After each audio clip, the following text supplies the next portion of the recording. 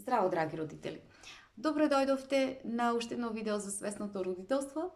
Во денешното видео повторно ќе зборуваме за содржините од книгата на авторката Шефалица Бари, Родителска карта, која што представува водич за свесно родителство.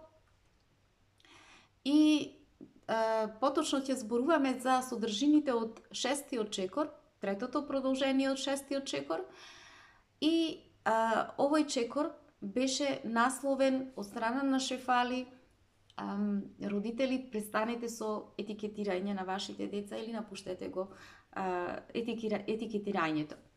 Свесното родителство, кога зборува за оваа проблематика во врска со етикетирањето на децата, всушност носи една подлабока порака која што Шефали сака да допре до родителите, а тоа е дека родителите треба да се тргнат од етикетирањето, значи нема потреба да ги судиме децата ниту како добри, ниту како лоши, затоа што пред се децата се целовити, тие се во својата суштина и пред се тие се човекови битија. Се разбира дека преку одлуките кои што ги носат или преку нивните однесувања, тие понекогаш можат да го подобрат својот живот, а некогаш можат и да преку нивните одлуки да го загорчат својот живот. Меѓутоа ништо повеќе од тоа. Сега како го објаснува ова нешто во својата книга? Таа им спомнува на родителите дека во таа насока родители да не ги судиме децата, туку да почнеме да се преиспитуваме, односно да се прашуваме дали овој избор кој што го прави моето дете, преку тој избор, дали тоа се чувствува добро, се чувствува ослободено, или пак преку тој избор што го прави се чувствува како да е заробено. Значи во првиот случај тие одлуки што ги прави децата секако дека ќе му го подобрат живот, а во вториот случај пак можно е преку тие одлуки да му се загорчи животот. Во секој случај Шефали токму во тој контекст дава пример од своето лично искуство со собственото дете, нејзината ќерка Маја. И таа објаснува дека нејзиното дете после изборот на одлуката да престане да свири клавир, се чувствувала ослободена, затоа што тоа се покажало како едно јасно животно подобрување за неа и поради оваа причина, на нејзиното дете и било потребно да биде поддржана од нејзина страна и да биде испочитувана од нејзина страна. Зошто? Затоа што таа одлука целосно била поврзана со тоа како се чувствувала нејзината ќерка, а не како се чувствувала Шефали како родител. Значи, нејзиното дете било тоа кое ќе се справува со последиците на нејзината одлука, а не Шефали како мајка. И дека тоа било потполно во ред, затоа што нејзината ќерка била согласна со последиците од нејзината одлука. И како што пишува Шефали во нејзината книга, ако мојата ќерка си е доволно вистината на себе си, доволно си е зрела, доволно е поврзана во однос на тоа да може навистина да ги разбере последиците од нејзината одлука, која би била функцијата моја како родител, јас да ја спречувам да ја носи таа нејзина одлука. Да, таа пишува во книгата, одлуката да се откаже од клавирот, од свирењето на клавирот, била тешка, меѓутоа за кого? Таа беше многу тешка за моето его, меѓутоа таа беше многу добра за душата на моето дете. Затоа што таа одлука нејзина дозволила едноставно да си ја испочитува нејзината суштина. Да си ја испочитува собствената вистина. И на крајот пишува Шефали во својата книга дека ние, кога нашите деца носат одлуки, прво што треба да направиме е навистина да се прашаме што е добро за душата на моето дете. Значи, дали таа одлука која што ја носи моето дете е навистина добра за раст и развој на едно духовно ниво за моето дете. Понатаму во тој контекст објаснува и пишува и им објаснува на родителите што ако Маја, мојата ќерка, беше помлада кога решила да се откаже од клавирот, дали тогаш јас како родител би се чувствувала на истиот начин? И им дава одговор на родителите, вели да, делумно. А знаете зошто, родители? Одговорот е затоа што и помалите деца имаат способност да можат да ја отелотворат собствената вистина. Меѓутоа, која е разликата меѓу повозрасните деца и помалите деца? Разликата е во импулсивноста. Значи, децата се многу повеќе импулсивни во тој период на раст и развој, значи носат многу повеќе наметливи одлуки, што значи дека знаат и многу брзо да ги променат одлуките, и токму поради тоа Шефали дава една добра стратегија што треба да се каже во таквите моменти со децата на таа возраст. Значи, таа ни дава еден начин како да комуницираме во таа смисла со децата. Например, јас сум свесна дека сакаш да престанеш да свириш клавир и сакам да го правиш она што е најдобро за тебе, како ти најдобро се чувствуваш. Но ајде да го одлучиме тоа после 3 месеци, затоа што пред све сме се обврзале кај наставничката по клавир. И ако по 3 месеци се уште се чувствуваш така, тогаш после тој период ќе можеме да ја донесеме одлуката. Значи, Шефали преку овој начин на комуникација им објаснува на родителите дека ние што сме направиле? Од една страна сме ги испочитувале желбите на нашите деца, а од друга страна сме си дале време за подлабоко да ја разбереме состојбата со нашето дете. И таа вели дека ова е пример како ние, како родители, да чекориме покрај собственото дете, а не слепо да одиме напред, предводени од нашите родителски ега. После тоа ја прашувале Шефали дали ова значи дека ние, родителите, им дозволуваме на нашите помали деца, па дури и на нашите 4-годишни деца, да управуваат со домот, со нашиот живот, со нас родителите. И Шефали им одговорила, се разбира дека не е така. Значи, што подразбира овој начин на комуникација? Овој начин на комуникација подразбира дека ние, како родители, активно учествуваме во диалогот околу нивните суштински желби, околу нивните суштински потреби. И истовремено преговараме со децата, имајќи го, значи, ги тие суштински потреби нивни во предвид. Значи, ние преку овој начин на комуникација со нив им дозволуваме да можат да се ги слушнат собствените знаења. И современо преговарајќи со нив и имајќи го сето тоа во предвид. И овој начин на комуникација води кон тоа децата да можат да се чувствуваат видени, да можат да се чувствуваат значајни за нивниот собствен глас, за нивната собствена волја, да можат да бидат тие запознати со нивните лидерски способности. Меѓутоа, кога ние ги етикетираме, влегуваме во етикетирање на нашите деца, тоа доаѓа од нашето собствено условување. И како нивното однесување одговара или не одговара на нашето условување. Значи, колку е поголема несогласеноста помеѓу нашето условување и нивното однесување, толку повеќе ние ќе внесуваме осуди, ќе ги етикетираме нашите деца по односот со нив и тие етикети ќе стануваат се поостри и поостри. Бидејќи ние како родители не го поседуваме нашето условување,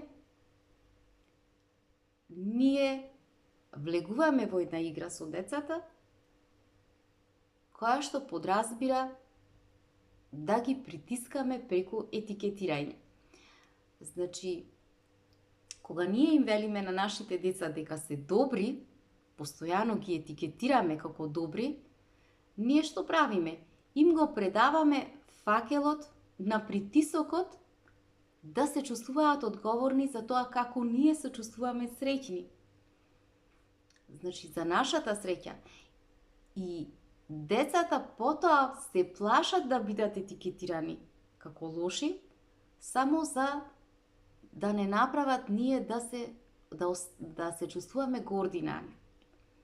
Иако ова ние како родители не го правиме намерно.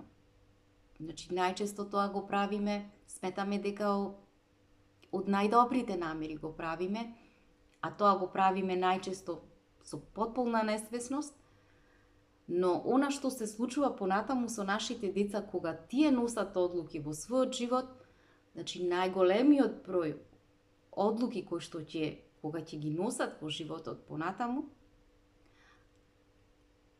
ќе бидат засновани врз тоа како другите се чувствуваат за нив. Наместо тие да бидат водени од својот внатрешен барометар, наместо одлуките да ги носат од својот внатрешен глас, затоа што ќе ги води едно чувство на страв, ќе ги води едно чувство на срам, да не ги разочараат другите. И токму поради тоа Шефали пишува во својата книга: поради овие причини, родители, треба да размислите дека навистина потребно е да почнете да ги напуштите, да го напуштите етикетирањето и осудата во односот со своите деца кога тие имаат одредено однесување или пак носат одлуки кои што нам не ни одговараат. И затоа што зарем не мислите дека преку ваквото однесување наше ние вршиме преголем притисок кон нашите деца. Она што ние како родители треба да им го кажуваме на децата, секогаш треба да одговара на нивото на нивната детска зрелост, на нивниот ментален развој и да дава два примери на комуникација кај децата и за децата кои што се од помала возраст и за децата кои што се од поголема возраст. За децата кои што се од поголема возраст, значи дава еден пример на комуникација кој што би гласал: твојата одлука е сосема твоја. И ако таа тебе те прави да се чувствуваш среќен и истовремено си спремен ти да ги сносиш последиците од твојата одлука, тогаш јас како родител ќе те почитувам и ќе ти дадам поддршка. Ако ова одлука која што ја носиш те прави да се чувствуваш лошо, тогаш јас како родител можам да ти помогнам да направиш друг избор, да ја промениш таа одлука која што те прави да се чувствуваш лошо. Доколку детето е помладо, родителот пак би можел да ја каже, да ја отвори следната комуникација: можам да забележам како не сакаш да свириш на клавир во моментов. Јас ќе дојдам со тебе на часовите и ќе видиме како се чувствуваш. И ако после неколку пати увидиме дека се уште го имаш истото чувство, спрема часовите по клавир, додека свириш, тогаш ќе најдеме заедничко решение. Можеме така да постапиме неколку пати, за повторно да одредиме дали се уште така се чувствуваш. Јас ќе те слушам и ќе ти помогнам во следниот чекор. Значи, во двата случаеви Шефали овде објаснува, значи во двата начини на комуникација овде децата се чувствуваат видени и испочитувани за своите чувства и токму поради тоа децата им веруваат на родителите дека навистина тие ќе им помогнат, истовремено почитувајќи ги и валидизирајќи ги. И така децата се чувствуваат многу сигурни и почнуваат, значи остануваат поврзани со своите родители. И не само тоа, туку тие и се засилени да можат да си ги слушнат своите чувства, својот внатрешен глас, а не да се срамат од своите чувства. И ова е еден од начините за кои што пишува Шефали во својата книга, како родителите да постепено да почнат целосно да се ослободуваат од осудите и од етикетирањето на своите деца. И ова е со цел да ги остава децата нивните одлуки секогаш да бидат заради нивната релација со себе. И ова е нешто кон кое што и текако се стреми свесното родителство. Меѓутоа, на предавањата Шефали во книгата пишува се јавувале родители кои што и го поставувале следното прашање. А што ако Шефали моето дете зема наркотици, зема дрога или пак е влезено во криминално однесување? Зарем тоа не е лошо однесување? Како јас да го наречам? И таа им одговара. Видете, родители, одговорот на ова прашање мора да започне со едно базично прашање. Значи, содржи друго прашање кое што мора да се упати кон родителот. А тоа е, дали ти, како родител, го етикетираш однесувањето на твоето дете од егоична реакција или пак поради тоа што однесувањето на твоето дете навистина е лошо за неговата душа.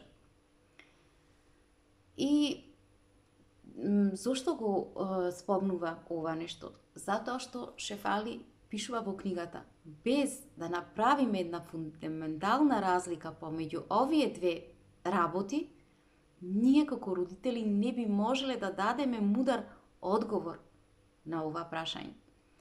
Зошто? Затоа што значи, во таа насока поведена од своето искуство, од својата животна пракса, професионална, им спомнува. Видете, родители, ако детето се другира или пак влезено е во криминално однесување, ние можеме да бидеме сигурни дека тоа ќе му штети. Меѓутоа не можеме да бидеме 100% сигурни дека тоа навистина ќе биде така. Зошто? Затоа што преку моето искуство и текако се јавувале поединци кои што после носењето на таквите животни одлуки, тие станале уште посилни и станале уште поистрајни. И за тоа зборува за едно момче кое што било тинејџер и кое што екстремно се опивало на забави, значи тоа се случувало подолг период и кога доаѓало кај неа, што се случило после некое време? Момчето почувствувало одбивност кон алкохолот. За после некое време само да стане тренер на голем број на млади луѓе, значи врсници негови, кои што се бореле со собствените зависности од алкохол, од дрога и од други работи. Значи, таа вели, детето чувствувајќи на своја кожа, значи само со гледало ги согледало лошите ефекти од алкохолот и тргнало во сосема друга насока. И таа вели, ова е пример на лош избор кој што на крајот завршува и се покажува како добар избор. И токму поради тоа Шефали им објаснува на родителите дека ние не можеме едноставно да ги означиме нештата или некого како лоши. Значи да ги етикетираме така, без да ја разбереме пошироката слика, без да го разбереме контекстот и без да бидеме обезбедени од алатки за промена. Кои се тие алатки? Што вклучуваат тие? Тие вклучуваат потполно разбирање. Значи, наше целосно разбирање, способност за емпатија и способност да развиваме сочувството. Затоа што без овие три алатки ние само создаваме, кога носат децата вакви одлуки, страв и разделеност во врската со децата. Значи, нема да можеме да имаме една искрена комуникација која што ќе не носи во поврзаност со нашите деца.